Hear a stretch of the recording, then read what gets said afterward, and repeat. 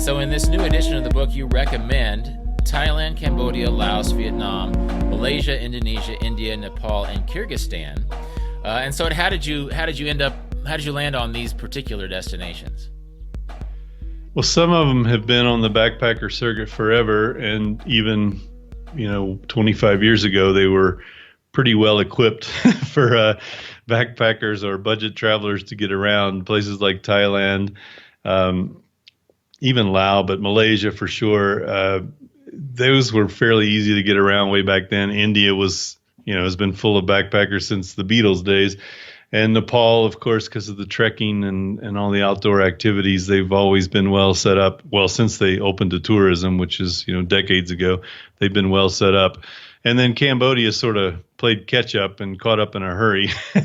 You could sort of say the same for Laos, too, where maybe there weren't so many people going there at the beginning. But because of their proximity, it was just a matter of time before they would start getting what would you call it? The overflow, I guess. So now there's this pretty well-established circuit through all of those countries where you can get around fairly easily, get from place to place easily. The roads have gotten much better, especially in Cambodia. So I feel like that's a good part of the world for people to start because there's a lot of different options that you can do without getting on a plane, and there's a lot of places you can go that are quite reasonable.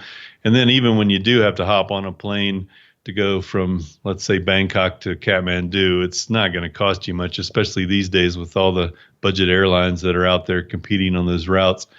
So a lot of people will just go backpack around Asia for a year and then come home, and it's very easy to do that and still have lots and lots of variety and still end up with places you didn't make it to.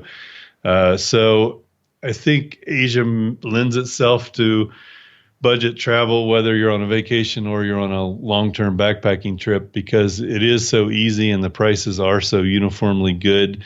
There's some spots in there, of course, like Singapore and Japan and Korea, where you're going to spend a lot more. But for a big chunk of the map, you can get by very cheaply and see just some amazing, stupendous sights and have some great adventure activities at your fingertips. Yeah, I was just thinking, Thailand is sort of my doorway for that part of the world. Do you think Thailand is a pretty common starting point, or are there other ones where you would recommend starting for that part of the world?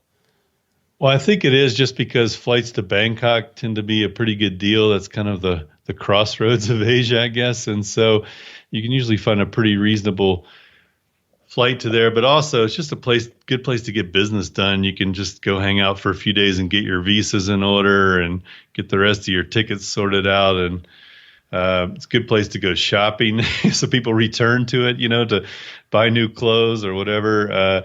So I think it's just a good crossroads kind of place. I know a lot of people end up going through there 3 or 4 times on their trip just because they end up back there before they go somewhere else. Yeah, it's where I ended up writing Vagabonding. I just got a room and wrote my book because I was really comfortable there. And the first time I went to Southeast Asia, I flew into Bangkok with this very detailed plan of where I was going to spend the next 6 months that include island hopping through Indonesia and going to Malaysia. And as it turned out, I spent 6 months in Thailand, Cambodia, Laos, and Vietnam and felt like I was rushed in a certain sense. And in fact, I didn't get to Indonesia until 2019, till this year. And I absolutely loved what I saw in Indonesia, and it was worth the wait. But I really do think that if you go slow and if you're saving money, it's not like you're going to run out of things to do in these sorts of places.